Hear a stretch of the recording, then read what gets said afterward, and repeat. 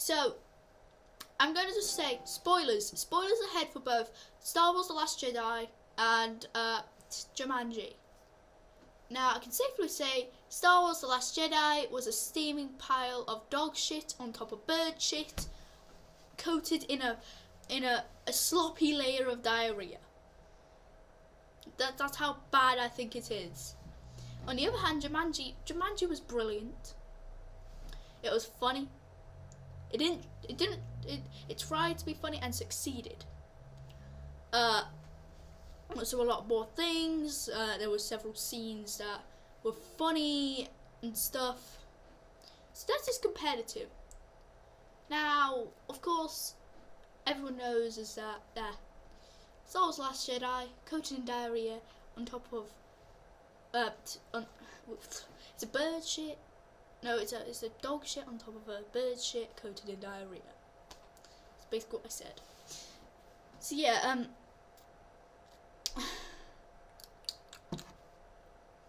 one of the things I want to point out that I really hated about Star Wars The Last Jedi, it didn't flow properly.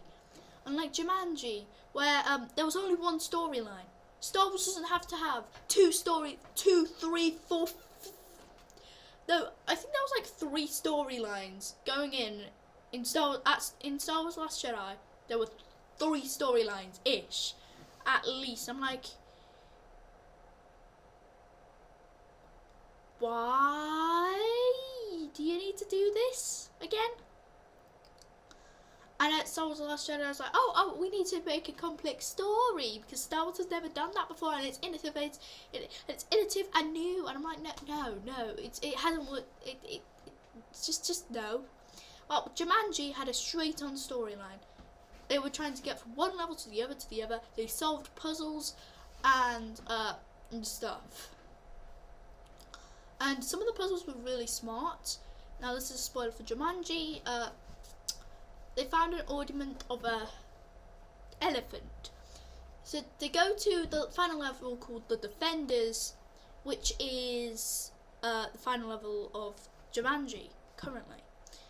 So the entire premise of the level is that they have to try and find an elephant. They think it's the elephant statue, and Spencer, played by The Rock, climbs the trees and he falls down and gets eaten by a jaguar. I think it was a jaguar or a panther. No, it was a jaguar. And yeah, it was kind of funny. And then eventually, Fridge, another one of the main characters, stumbles upon an elephant, starts riding, and also yells "zoology bitch." But I'm just gonna say, it was funny. And then they start the climb. That's how smart it is. It's kind of a red herring. But there weren't many things that were bad about Jumanji. It's just everything was terrible about the new Star Wars film. Because let me tell you, you don't need 3 plot lines going on at once. You just need one.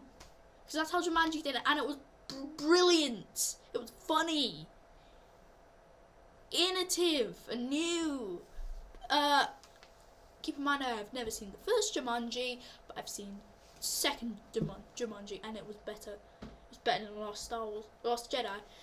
And so I was actually seeing it with my mate Robo. And my mate Robo basically asked me about The Last Jedi. I said it was a steaming pile of shit. Yeah. So Last Jedi,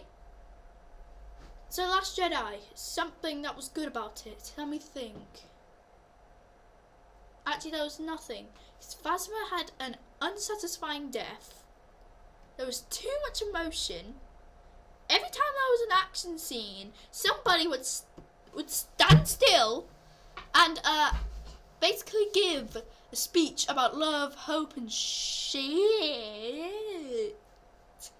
I'm like, no, you don't need this love and hope. You need to kill the lads, kill the bad guys, kill Stoke. Actually, Stoke dies. Actually, spoiler. I did say spoilers, didn't I? Anyhow, yeah. Snoke's death was ridiculously terrible, and it was cheap.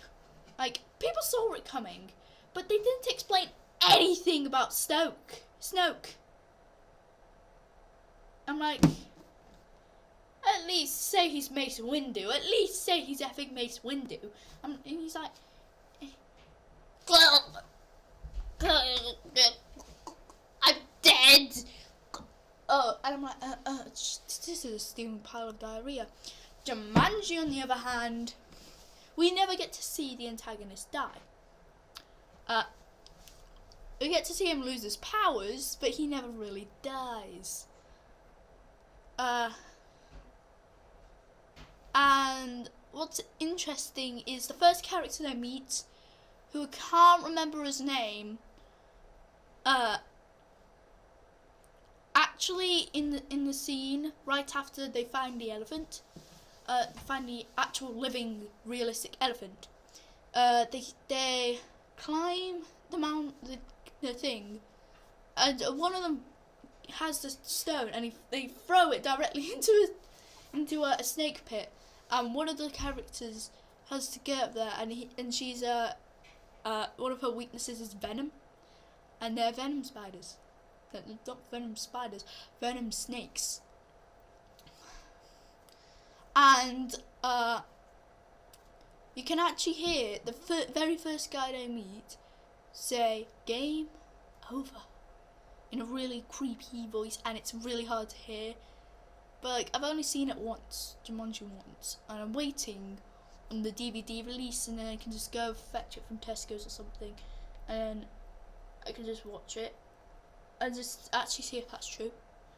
But actually, apparently, I looked online, and there is an Easter egg where the first character they meet does say "game over" when Ruby, what's her name, steps on the pile of snakes, and also gets a duel to Spencer, which in turn ends the game. Also, you have a lovey-dovey speech on whatnot, but really, like, the love arc between Spencer and Ruby, what's her name, whatever her name is, it doesn't come on with the story in any way. It doesn't interrupt the story. It's fluent and it's amazing. The love arc, but there was a love arc in Last Jedi. The love arc of Finn and Rose. Now, Finn was Rose, Rose was Finn. Blah blah blah blah blah. So on and so forth. But I mean, like, why do we need Finn to love Rose or Rose to love Finn? Is it something that we need? Because it interrupted the story way too much, and the main story, from what I could tell, because it's a convoluted mess of diarrhea, it was between Luke Skywalker and Rey, not Finn and Rose. So that would have been better if Finn just ran off, and Rose joined Rey, or found Rey on Arc 2. But yeah, I want to hear what everyone's thoughts are, because I'm quite interested in whether people think Jumanji's better than The Last Jedi, or The Last Jedi is better than Jumanji. But anyways, the critics love The Last Jedi and Jumanji, so I'm not on the side of the critics for anything though. So I hope you enjoyed. See you all next time, and goodbye!